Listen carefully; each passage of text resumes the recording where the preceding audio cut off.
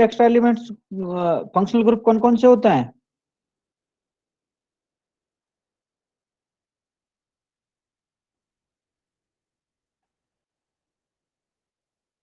Nobody knows? Please reply. Tell me name of the functional group which contain nitrogen. Amines. Amines. Amines may be primary, secondary or tertiary. Am I right? Yes, sir. और और कौन से हो सकते हैं?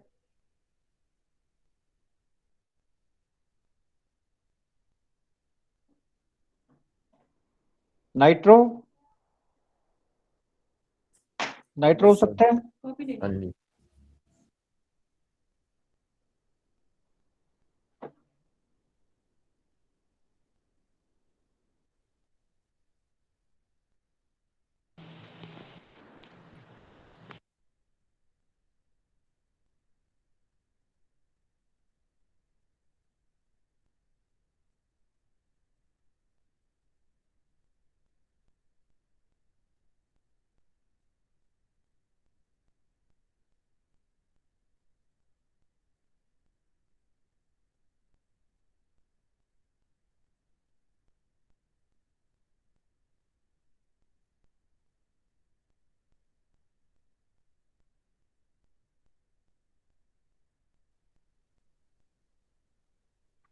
Nitro हो सकता है एक फंक्शनल ग्रुप। और कौन से हो सकते हैं? अमाइड हो सकता है, CONH2। ठीक है, और सब्स्टिट्यूटेड एमाइड हो सकता है, CONH। तो these are the functional group which contain nitrogen. अब हमें पता चल गया कि हमारे नाइट्रोजन कंटेनिंग में एमीन्स हो सकते हैं, नाइट्रो ग्रुप हो सकता है, या एमाइड्स हो सकते हैं। टेस्ट किसका परफॉर्म करना चाहिए हमें? अगर हमारे पास कोई कंपाउंड गिवन है तो हम उसमें नाइट्रोजन कंटेनिंग कब करेंगे? जब हमारा एक्स्ट्रा एलिमेंट जब हम डिटेक्शन करते हैं और उसमें नाइट्रोजन प्रेजेंट आ रहा हो, then we will perform test for these groups. Which groups? Nitro groups, amines and amides. तब हम इनके लिए टेस्ट परफॉर्म करेंगे। Am I clear? Only if your compound contain nitrogen as an extra element, then you will perform these tests. अब इनमें भी आप कौन सा टेस्ट परफॉर्म करोगे? एमीन्स के लिए करें, नाइट्रो के लिए करें, या अमाइड्स के लिए करें? It's also confusing. तो कौन सा करना चाहिए? Then you can take the help of the solubility test. Solubility test से हमें पता चलता है कि कंपाउंड एसिडिक है, बेसिक है, या न्यूट्रल है। अगर आपका कंपाउंड बेसिक आ रहा है, if your compound is basic in nature, तो अगर बेसिक कंपाउंड आ रहा है तो बेसिक कौन सा फंक्शनल ग्रुप हो गया इनमें से? नाइट्रो, अमीन्स और एमाइड्स में से it is the basic group.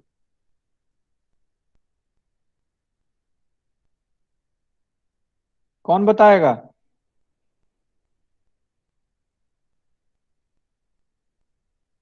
Amines are basic in nature. Amines कैसे होते हैं? बेसिक होते हैं। तो जब सॉल्युबिलिटी टेस्ट में अगर आपका बेसिक नेचर आ रहा है कंपाउंड का, तो आप टेस्ट कौन सा करोगे?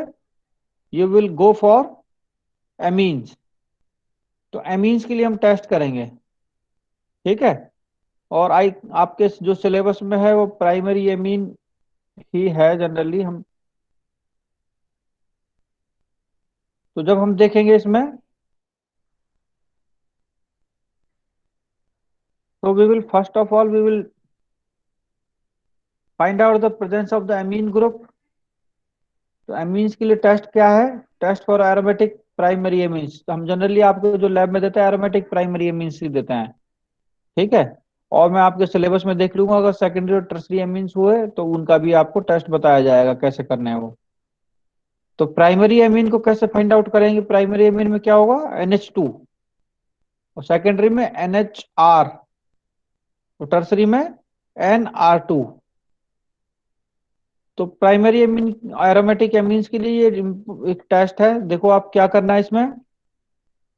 ऑर्गेनिक कंपाउंड, उसको डिजॉल्व करना है डाइल्यूट HCl में।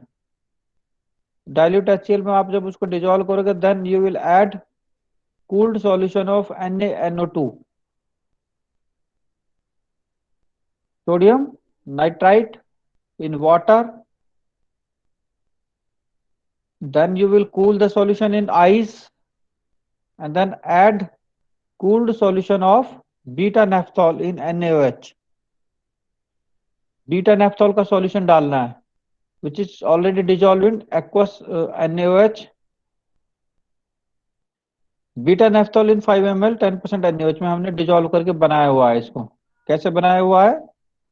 जो बीटा नेफ्थॉल का NaOH में सॉल्यूशन है कैसे बनाया हुआ? 0.1 gram of beta naphthol has been dissolved in 5 ml of the 10% NaOH solution. Then you will add this to the above solution dropwise. Stirring and mixing will give the orange red dye. तो एक orange red die form होती है, जिस orange red die के बनने से आपको पता चलेगा कि आपका compound aromatic primary amine containing है। केमिस्ट्री क्या है इस टेस्ट की? NaNa2 and HCl। क्या बनता है इससे? NaNa2 and HCl। Who will tell me?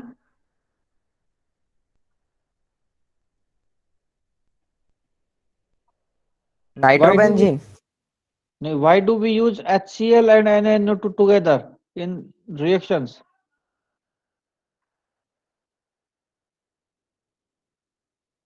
These are used to generate HNO2 nitrous acid in situ. HCl और NaNO2 क्या जनरेट करते हैं? HNO2 जनरेट करते हैं नाइट्रस एसिड। और नाइट्रस एसिड का क्या काम होता है? मीन्स को किस में कन्वर्ट कर देता है nitrous acid? Nitrous acid convert your amines into diazonium salt. तो यहाँ एरोमेटिक अमीन है, so you will get benzene diazonium salt, diazonium chloride, because you are using HCl। क्या बन जाएगा? बेंजीन डाइएजोनियम सॉल्ट बन जाएगा आपका। तो एराइल डाइएजोनियम सॉल्ट बनेगा बिकॉज ये एरोमेटिक एमीन आपका जरूरी नहीं है कि एनिलीन हो, एनिलीन के अलावा कोई और भी हो सकता है, टोल्यूडीन हो सकता है, ठीक है, या कोई और एमीन हो सकता है। Depending upon that you will get it diazonium salt. Diazonium salt में क्या होगा? NH2 group will turn into the N2 plus. तो ये जो हम फर्स्ट स्टेप में कर रहे हैं HCl और NaNO2 हम क्यों डाल रहे हैं? To convert amine into the diazonium salt. उसके बाद लिखा हुआ ना कूल इन आइस। आइस में क्यों कूल करते हैं? Because diazonium salts are highly unstable. अगर आप कूल नहीं करोगे तो दे विल इवॉल्व नाइट्रोजन, आपके हाथ कुछ नहीं लगेगा फिर, इसलिए कूल करना जरूरी होता है। इसीलिए इस टेस्ट को एलिफेटिक एमीन्स के साथ परफॉर्म नहीं करते, because aliphatic amines are highly unstable. अगर आप उनका डाइजेनियम सॉल्ट बनाओगे तो it will be highly unstable, आप कूल भी कर लोगे तब भी स्टेबल नहीं होता। Aromatic diazonium salts are somehow stable because they have resonance, ठीक है। तो रेजोनेंस के थ्रू स्टेबलाइज हो जाते हैं, because your N2 plus group will get electrons from the aromatic ring. But in case of the aliphatic diazonium salts, you will not get stable diazonium salt and you will directly get the alcohol. वहां डाइजेनियम salt नहीं बनता, और जो आपका atmospheric moisture है उससे वो immediately किस में कन्वर्ट हो जाता है? अल्कोहल में। बट अगर आप एरोमेटिक एमीन्स की बात करें तो एरोमेटिक एमीन्स का डाइजेनियम सॉल्ट स्टेबल होता है एट लो टेम्परेचर्स। तो पहले स्टेप में हम क्या करते हैं? HCl और NaNO2 से डाइजेनियम सॉल्ट बना लेते हैं। उसके बाद you are putting beta naphthol. Beta naphthol, naphthol is a phenol. Naphthol की बीटा पोजीशन जो है उस पर आपका क्या हुआ? OH, इसलिए this is called beta naphthol. और आपको पता है जब फिनॉल्स की डाइजेनियम सॉल्ट के साथ में रिएक्शन कराते हैं तो क्या होती है? Para coupling. क्या हो जाती है? Coupling reaction. ये केमिस्ट्री आपको पढ़नी है, you have to write that into your notebook. Left hand side पे जब आप टेस्ट परफॉर्म करेंगे तो इसकी केमिस्ट्री भी लिखेंगे। तो जब आप बीटा नेप्थॉल के साथ में जो डाइजीनियम सॉल्ट बना है उसकी जब रिएक्शन कराएंगे, then you will get a dye, orange red dye. This is due to the coupling reaction. Phenols और अमीन्स पैरा पोजिशन पे डाइजीनियम सॉल्ट के साथ में क्या देते हैं, कपलिंग रिएक्शन। जैसे आपका मिथाइल ऑरेंज जो फॉर्म होता है, मिथाइल ऑरेंज भी क्या कैसे बनता है, डाइजीनियम सॉल्ट किसकी कपलिंग किससे कराते हैं, N dimethyl aniline. N dimethyl aniline के साथ जब कपलिंग होती है उसकी, तो मिथाइल ऑरेंज फॉर्म होता है। ऐसे ही यहाँ पे जब आप फिनॉल के साथ में कराओगे तो फिनॉल के साथ में भी पैरा पोजिशन पे कपलिंग होती है, and you will get this orange red dye. तो this is characteristic test for primary amines. ये ऑरेंज रेड डाई अगर फॉर्म हो रही है तो इसका मतलब आपके कंपाउंड में प्राइमरी एमीन प्रेजेंट है। ये समझने की बात है बस, ठीक है। और सेकेंडरी और टर्सरी में डाई फॉर्म नहीं होगी।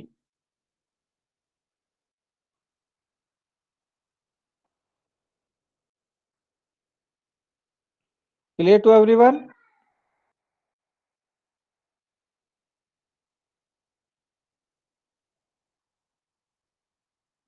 क्यों नहीं होगी सेकेंडरी और टर्सरी एमीन में डाई फॉर्म?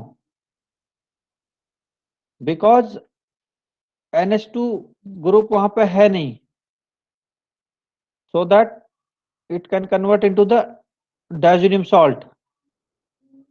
डायजोनियम सॉल्ट में कन्वर्ट किसको कर सकते हैं हम, खाली प्राइमरी एमीन्स को कर सकते हैं। सेकेंडरी एमीन्स को डायजोनियम सॉल्ट में कन्वर्ट नहीं कर सकते, that's why it will not give positive test.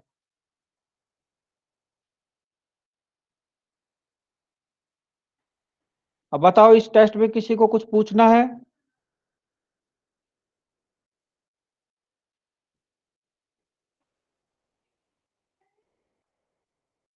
Shailendra Yadav, unmute yourself.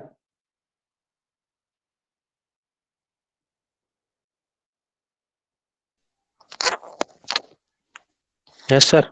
हाँ शैलेंद्र, एक बार ब्रीफ करो क्या समझ में आया तुम्हें इस टेस्ट में, कैसे करना है? सर इसमें हम अमीन का टेस्ट करेंगे, जी। तो इसमें जो है उसको सिर्फ प्राइमरी अमीन टेस्ट पॉजिटिव देगा क्योंकि वो डाइजोनियम सॉल्ट बनाता है, और सेकेंडरी और टर्सरी नहीं देंगे। अच्छा, करते कैसे हैं टेस्ट को?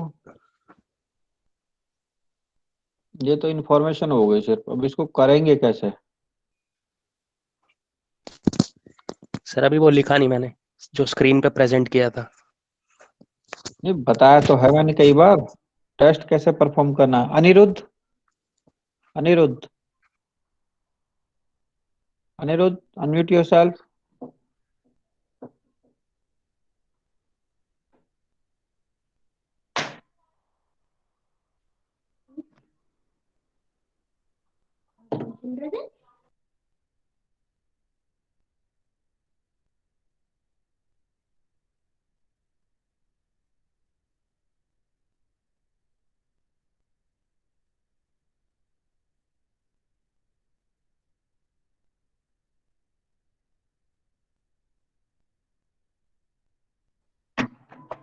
अनिरुद्ध बताओ, अनम्यूट योरसेल्फ अनिरुद्ध।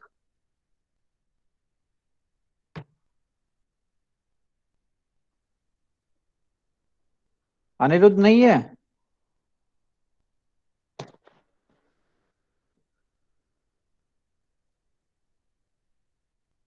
नहीं है तो मैं लीव करता हूं तुम्हें क्लास से ना, remove. Gaurav, Gaurav Yadav, Gaurav, are you in the class? No. Gaurav फिर अनम्यूट करो अपने आप को, अनम्यूट योरसेल्फ।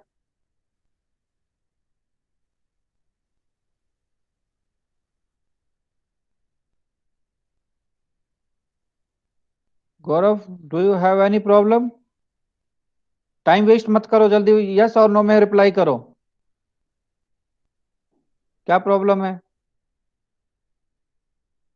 अनम्यूट नहीं कर सकते? कीर्ति। Yes sir. हाँ, कीर्ति तुम बताओ कैसे परफॉर्म करेंगे ये टेस्ट। सर ऑर्गेनिक कंपाउंड को पहले डाइल्यूट HCl में डिसॉल्व करेंगे, हम्म। फिर नाइट्रस एसिड बन जाता है, फिर उसे कूल करेंगे, नाइट्रस फिर एसिड बन बीटा। कैसे जाएगा? NaNO2 डालोगे तभी तो नाइट्रस एसिड बनेगा ना, वो तो सॉल्ट बना बस खाली। नहीं, NaNO2 भी डालना है कीर्ति, इसमें देखो एक बार ढंग से। Jagriti. Yes, cooled solution of NaNO2 add करेंगे वाटर, हाँ फिर उसको कूल करेंगे आइस में, फिर saturation cooled saturation solution of beta naphthol add करेंगे, beta naphthol in sodium hydroxide, sodium hydroxide. ठीक ठीक फिर है। उसे मिक्स करेंगे ग्लास रॉड से। ठीक है। जागृति। Yes sir. जागृति अभी ये बता दिया ना कि NaNO2 और HCl जब हम डालते हैं तो क्या बनता है अमीन का? प्राइमरी अमीन्स के साथ में क्या रिएक्शन होती है?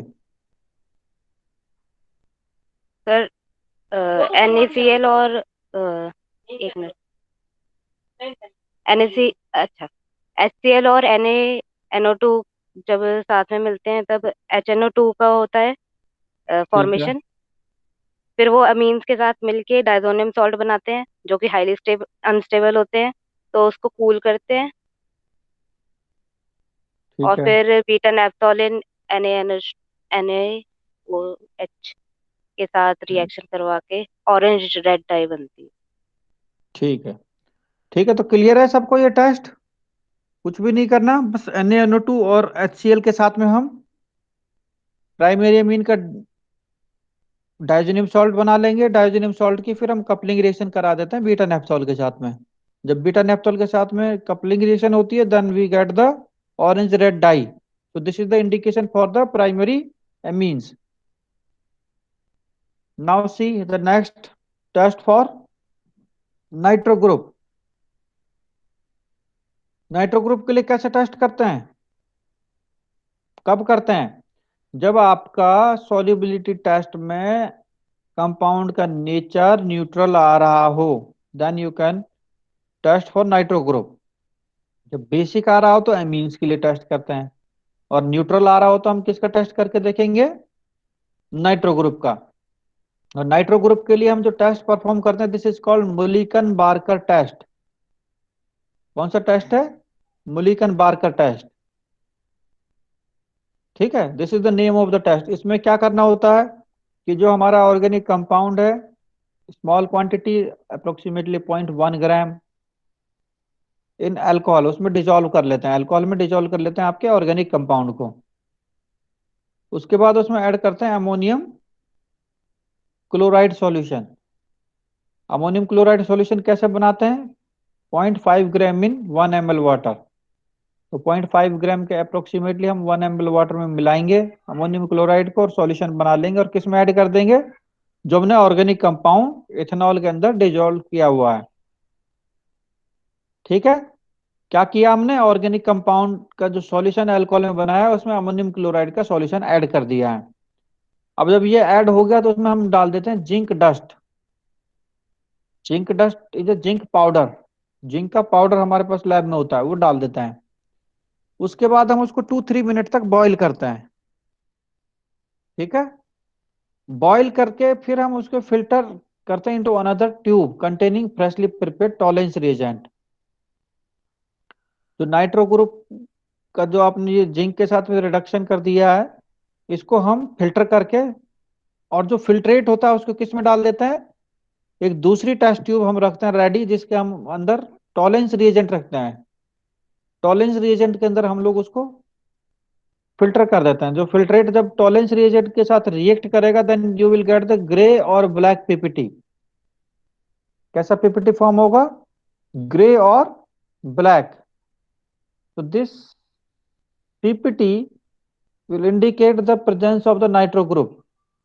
अगर ये ग्रे या ब्लैक पीपीटी अगर आपका फॉर्म हो रहा है इसका मतलब आपके कंपाउंड के अंदर नाइट्रो ग्रुप प्रेजेंट है। एक बार फिर से बता देता हूं, ठीक है? समझ लो करना क्या है, ऑर्गेनिक कंपाउंड को एथेनॉल में डिजोल्व करना है। डिजोल्व करने के बाद में अमोनियम क्लोराइड का सॉल्यूशन उसमें ऐड करना है। अमोनियम क्लोराइड का सॉल्यूशन ऐड करने के बाद में उसमें जिंक डस्ट डालनी है और उसको बॉईल करना है। तीन चीजें हो गई, organic compound, ammonium chloride solution and zinc dust. तीनों को मिक्स करके बॉईल कर देना है। बॉईल करने के बाद में जिंक डस्ट को रिमूव करना, मतलब हमें उसको फिल्टर करना है। ठीक है, तो जब हम उसको फिल्टर करेंगे तो उसका जो फिल्ट्रेट आएगा उस फिल्ट्रेट को हमें टॉलेंस रिएजेंट के अंदर डाल देना है।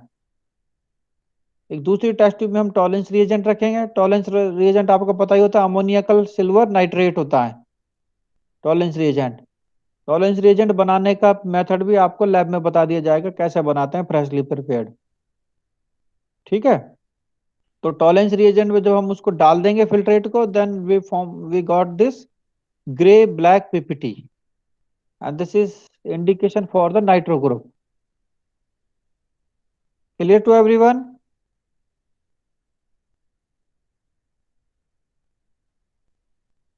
Now it's your turn. Mukul Kumar, unmute yourself.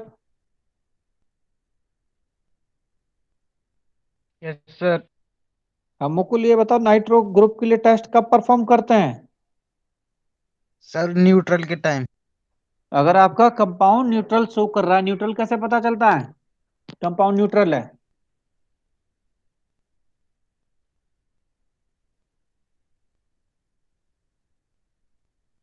जब हम सॉल्युबिलिटी टेस्ट करते हैं, if your compound is neither acidic nor basic, means it is neutral. ठीक है, जब एसिडिक और yes sir. Basic property show नहीं कर रहा तो न्यूट्रल हो गया। Yes sir. Nikita Chandila. Yes sir. Nikita कैसे परफॉर्म करेंगे ये टेस्ट?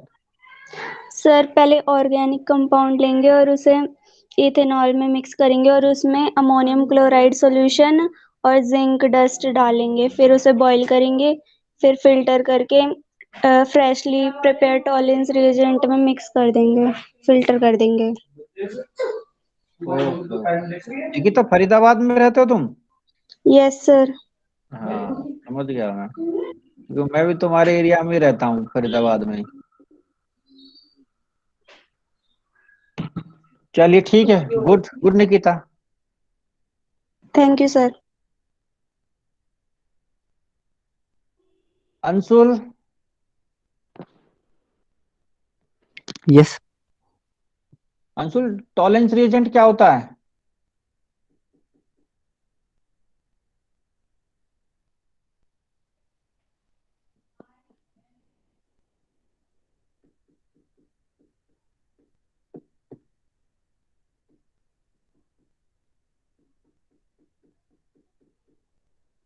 एल्डिहाइड और एरोमेटिक एल्डिहाइड को जो डिटेक्ट करता है। रिएजेंट बनता कैसे है, वो क्या होता है बेसिकली इसमें? सर उसकी प्रिपरेशन। हाँ प्रिपरेशन, मतलब किसको कहते हैं टॉलेंस रिएजेंट? कोई रिएजेंट होगा ना, कोई केमिकल कंपाउंड, कौन सा होता है उसमें? सर एक्व सिल्वर नाइट्रेट को मिक्स करते हैं एक्व सोडियम हाइड्रोक्साइड में। सोडियम फिर हाइड्रोक्साइड में या अमोनिया में? Ammonium hydroxide. अमोनियम हाइड्रोक्साइड, फिर aqueous solution of ammonia add करते हैं, ड्रॉप वाइज करते हैं until प्रेसिपिटेट फॉर्म होते हैं सिल्वर ऑक्साइड के, कंप्लीटली बिल्कुल डिसॉल्व होते हैं। हाँ बिल्कुल, पीपीटी फॉर्म होता है, फिर उसको थोड़ा सा एनएच डाल करके डिजोल्व कर लेते हैं to get the clear solution. Yes, sir. ठीक है, फिल्टर कर देते हैं। तो अमोनिया कल सिल्वर नाइट्रेट होता है basically, because okay ammonia sir. में प्रिपेयर करते हैं हम लोग। ठीक है, ओके सर। अमोनिया कल सिल्वर नाइट्रेट सॉल्यूशन को टॉलेंस रिएजेंट बोलते हैं। तो टॉलेंस रिएजेंट के साथ में किस तरह का कलर आएगा नाइट्रो ग्रुप के लिए फिर फाइनली?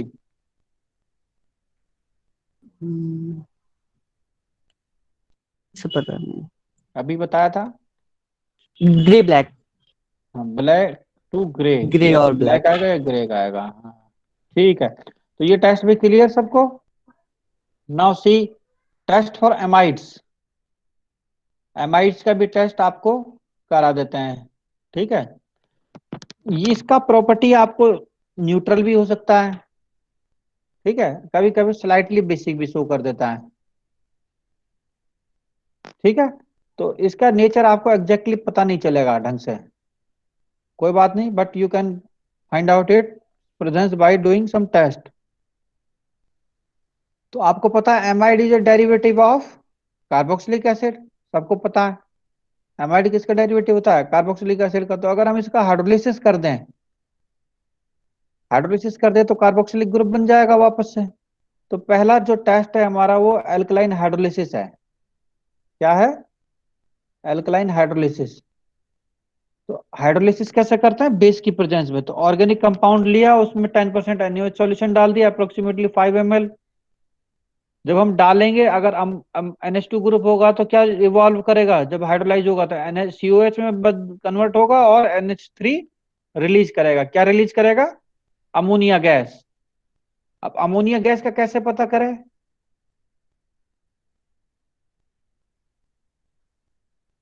अमोनिया गैस का कैसे पता चलेगा कि अमोनिया गैस रिलीज हो रही है? अमोनिया को तो हम स्मेल करके भी बता देते हैं कि अमोनिया गैस के स्मेल से पता चल जाता है। एक तो तरीका यह है कि आप थोड़ा सा उसकी फ्यूम्स को इनहेल करें या स्मेल करें तो आपको पता चल जाएगा कि अमोनिया गैस इसमें रिलीज हो रही है। ठीक है। और दूसरा तरीका क्या है?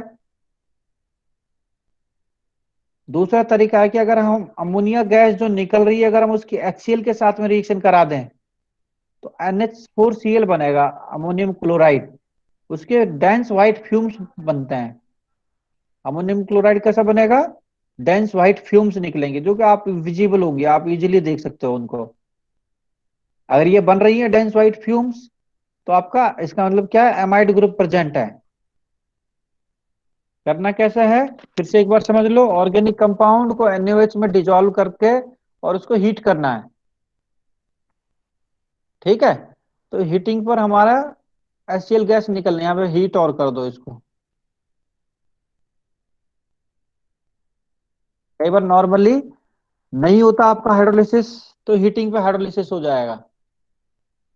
तो ऑर्गेनिक कंपाउंड में 10% NaOH सॉल्यूशन लिया, उसको हीट किया, you will get this ammonia gas. Ammonia gas को या तो आप स्मेल करके पता कर लें, otherwise you can test this. Test the gas evolve with a rod dipped in HCl और ए मॉइस्ट लिटमस पेपर, या फिर आप एक लिटमस पेपर या कोई फिल्टर पेपर आप HCl के अंदर डिप करके उसको अगर उसके माउथ पे लेकर के आएंगे अपने टेस्ट ट्यूब पे, while heating you will get dense white fumes of ammonium chloride. This indicate the presence of the primary amide group PONH2। ठीक है, ये तो बात हो गई एक कि आपका इससे पता चल गया। एक और टेस्ट है कंफर्मेटरी टेस्ट, बाईयूरेट टेस्ट, जिससे हम यूरिया को पता कर सकते हैं। कभी कभी हम एमाइड कौन सा देते हैं? Urea is amide. यूरिया क्या होता है? NH2CONH2। ठीक है। तो जब हम यूरिया की प्रेजेंस डायरेक्टली भी फाइंड आउट कर सकते हैं by doing this biuret test. Urea के लिए स्पेसिफिक टेस्ट है बाईयूरेट टेस्ट।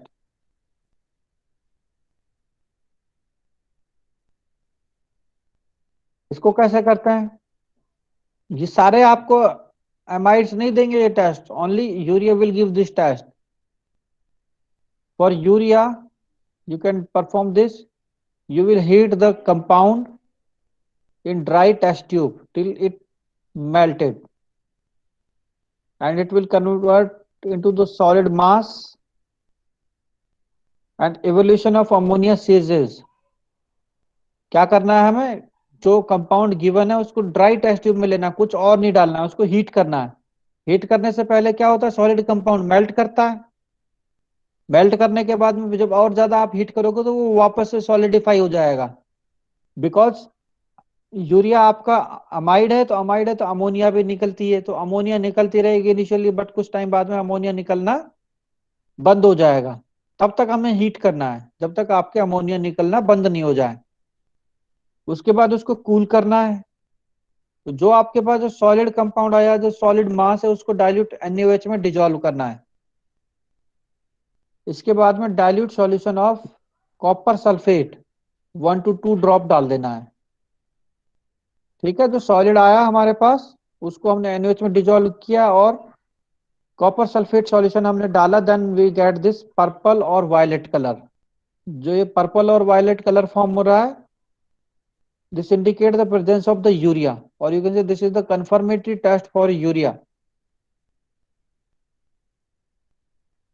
बहुत सिंपल है, कुछ नहीं करना। कंपाउंड को लिया टेस्ट ट्यूब में, ड्राई टेस्ट ट्यूब में, उसको हीट किया, इट गेट मेल्टेड, मेल्टेड के बाद में फिर से उसको कंटिन्यू हीट किया, it get solidified until it until evolution of this NH3 ceases. Then we will cool and dissolve the solid in dilute NaOH. Then we will add this dilute solution of copper sulfate, 1 to 2 drops, and formation of this purple or violet color indicate the presence of the urea.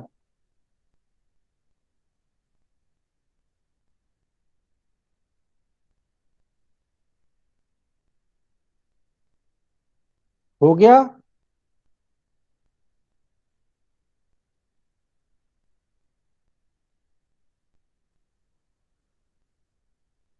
Note नहीं किया तो कर लो।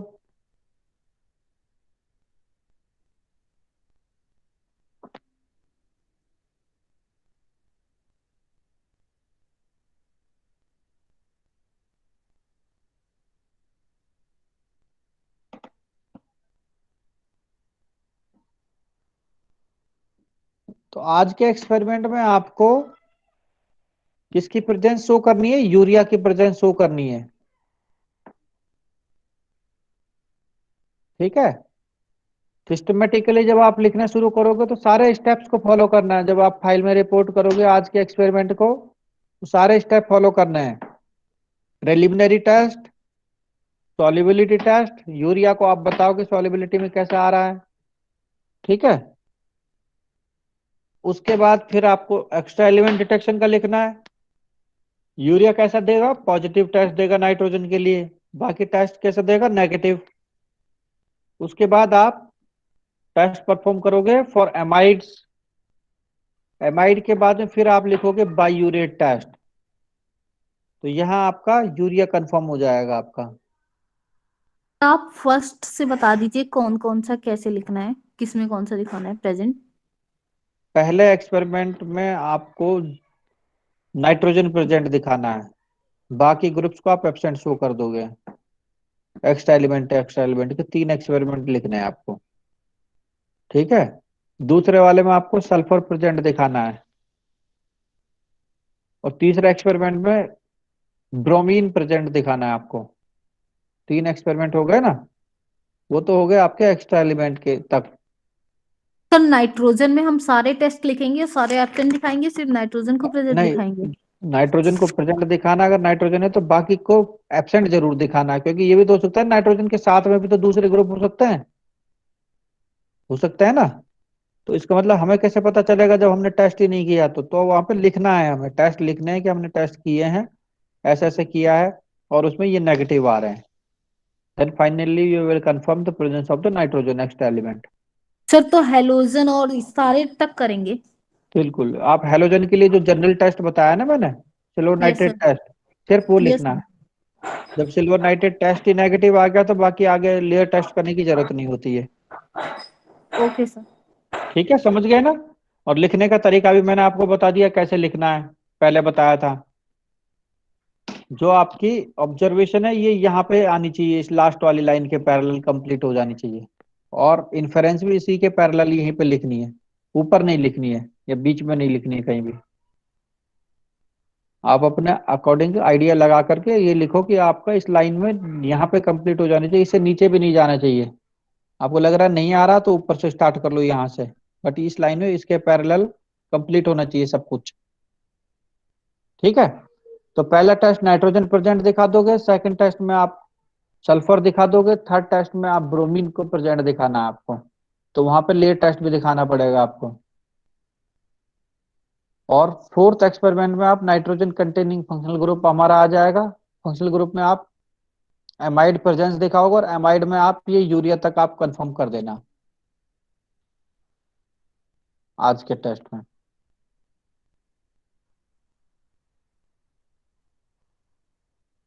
ठीक ठीक है, ये test हो गया, समझ में आ गया? किसी को पूछना है कुछ? इसमें एल्कलीन हाइड्रोलिसिस करना है। एल्कलाइन जो आप करते हैं सिंपल आपको पता है, क्योंकि एमाइड्स जो है कार्बोक्सिलिक एसिड की डेरिवेटिव है। हाइड्रोलाइज करेंगे तो कार्बोक्सिलिक एसिड फॉर्म होगा और अमोनिया गैस निकलेगी। जो अमोनिया गैस निकल रही है उसी की प्रेजेंस हमने फाइंड आउट कर ली बाय यूजिंग दिस HCl। तो HCl के साथ कांटेक्ट में जब अमोनिया गैस आती है, we get this dense white fumes of the ammonium chloride. Clear to everyone? और इनके टेस्ट भी लिखने हैं, जो इनकी रिएक्शंस हैं। रिएक्शंस आपको लेफ्ट हैंड पेज पे लिखनी है।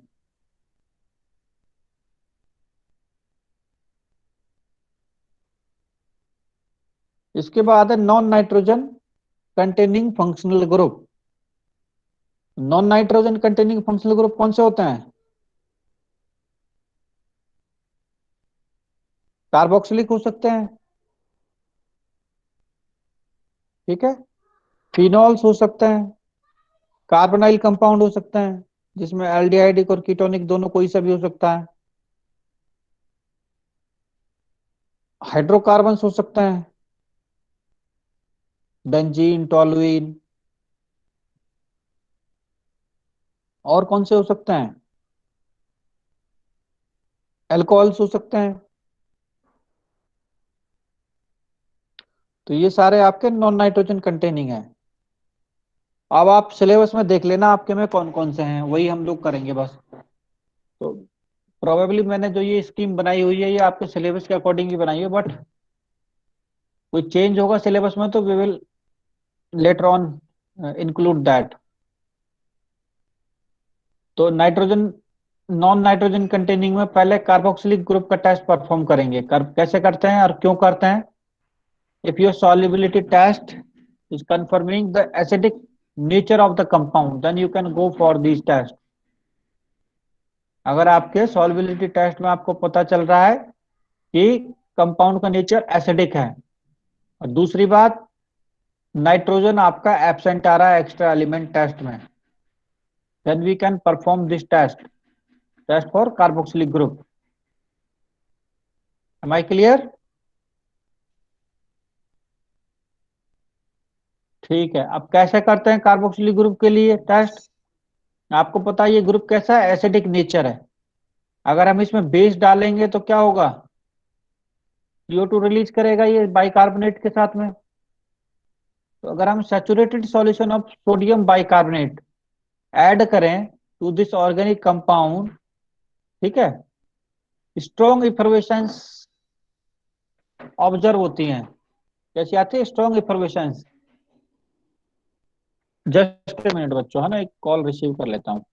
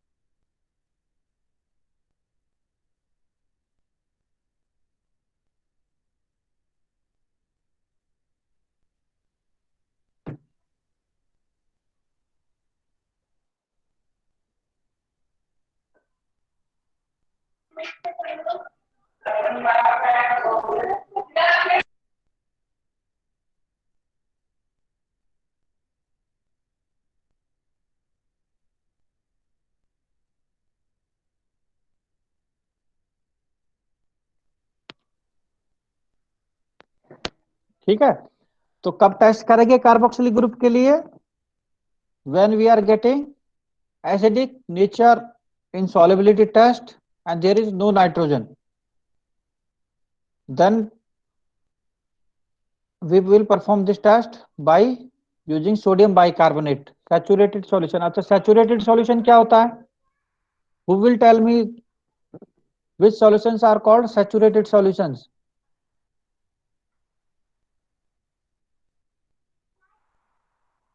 जिसमें और ऑर्गेनिक कंपाउंड डिसॉल्व ना हो पाए। और ऑर्गेनिक कंपाउंड डिजोल्व ना हो पाए। ठीक है, जैसे इसका पानी में बनाया है, तो पानी में हमें सोडियम बाइकार्बोनेट तब तक डालना है कि जब तक वो डिजोल्व होना बंद ना हो जाए।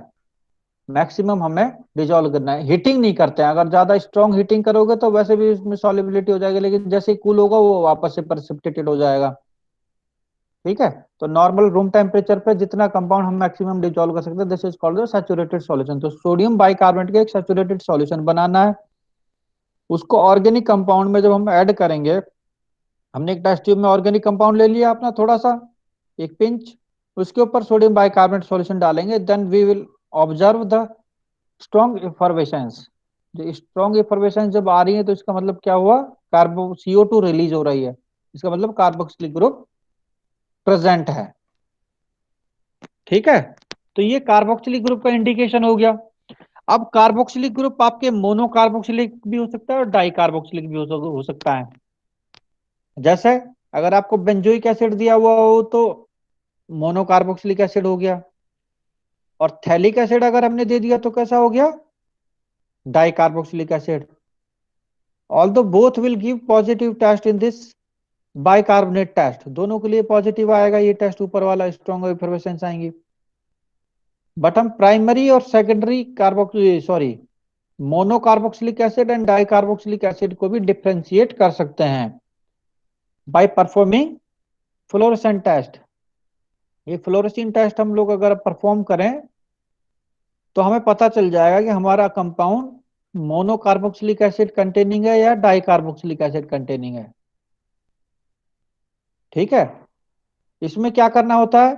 ऑर्गेनिक कंपाउंड को लिया, उसको रिसोर्सिनॉल के साथ में heat, resorcinol and sulphuric acid डाल के हीट कर दिया। ठीक है, और उसको करने के बाद एक डाइल्यूट HCl किसी बीकर में हम अलग से लेकर के रखते हैं, उसमें हम उसको पोर कर देते हैं, तो मीडियम कैसा हो जाएगा? एल्कलाइन। तो एल्कलाइन मीडियम में जैसे जाएगा तो ग्रीन फ्लोरोसेंस फॉर्म होती है, एक बहुत ही अच्छा सा ग्रीन कलर आएगा आपके बीकर में, फ्लोरोसेंस। ठीक है, तो अगर ग्रीन फ्लोरोसेंस फॉर्म हो रही है तो इसका मतलब क्या हुआ? आपके कंपाउंड के अंदर डाइकार्बोक्सिलिक ग्रुप प्रेजेंट है। अदरवाइज अगर नहीं आ रही है, इसका मतलब आपके कंपाउंड में मोनोकार्बोक्सिलिक ग्रुप ही है। रिसोर्सिनॉल क्या होता है? फिनॉल होता है। ठीक है, तो कार्बोक्सिलिक एसिड और रिसोर्सिनॉल जब सल्फ्यूरिक एसिड में हम डालते हैं तो एक डाई फॉर्म होती है, तो थैलीन बनता है ना। तो ये टेस्ट हमारा है fluorescein test, because it gives the green fluorescence, that's why it is called fluorescein test. बहुत ही अच्छा टेस्ट है ये, आप जब लैब में आओगे तो आपको ये एक बार करके दिखाएंगे, क्योंकि एसिडिक मीडियम में वो कोई कलर शो नहीं करता, लेकिन जैसे ही अल्कलाइन मीडियम आप डालोगे बेस के अंदर, आप उसको पोर करोगे NaOH के अंदर, डाइल्यूट रखना है, जितना डाइल्यूट रखोगे उतनी अच्छी फ्लोरोसेंस आती है।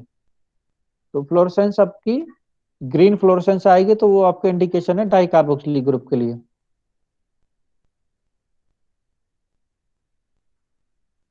Is that clear? तो मोनो और डाई को भी आप डिफ्रेंशिएट कर सकते हो। एक और बता देता हूँ फिनॉल्स के लिए, इसके बाद आज का काम खत्म करेंगे फिर। ठीक है, फिर इतने ज्यादा टेस्ट आप समझ नहीं पाओगे, मिक्स हो जाएगा सब कुछ। या रहने देते हैं, बस इतना बहुत है। Is that clear? आज के लिए इतना बहुत है, यस सर। और कराऊं? सर रहने दो। क्योंकि फिर ज्यादा हो जाएगा, फिर आप समझ नहीं पाओगे, सारा मिक्सअप हो जाएगा। ठीक है ना? तो नाइट्रोजन कंटेनिंग हमने कर लिया, नॉन नाइट्रोजन कंटेनिंग में हमने कार्बोक्सिलिक ग्रुप का कर लिया, और नेक्स्ट क्लास में हम करेंगे फिनॉल्स के लिए और बाकी सारे एल्डिहाइड और कीटोन्स के लिए। अटेंडेंस, अटेंडेंस कौन लेता है तुम्हारी? Who is representative of the class? CR कौन है?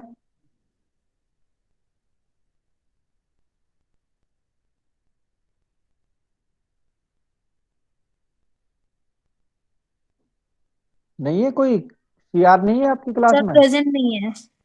अच्छा, प्रेजेंट नहीं है। कौन है वैसे? हर्ष है सर। हर्ष? हर्ष नहीं आया आज, है ना? और उसके बाद अगर हर्ष नहीं आया तो कौन देखता है फिर? कीर्ति। मनीषा। मनीषा आई हुई है? No sir. मनीषा भी नहीं है। और मनीषा भी नहीं हो तब? कीर्ति देखते सर। अच्छा, कीर्ति। कीर्ति,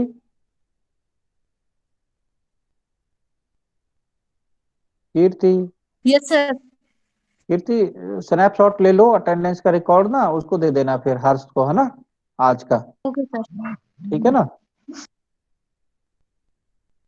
ले लो एक बार सभी की अटेंडेंस।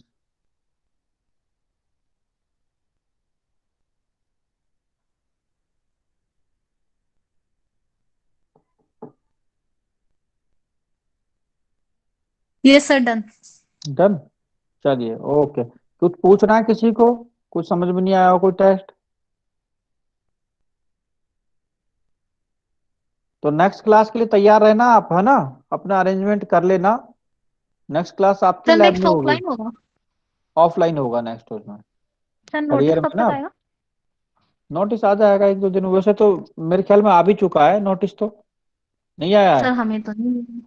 अच्छा, हम तो ये कंफर्म पता चला है कि 8 तारीख से आपके स्टार्ट हो जाएंगे। ठीक है। Okay sir. Okay, now you may leave.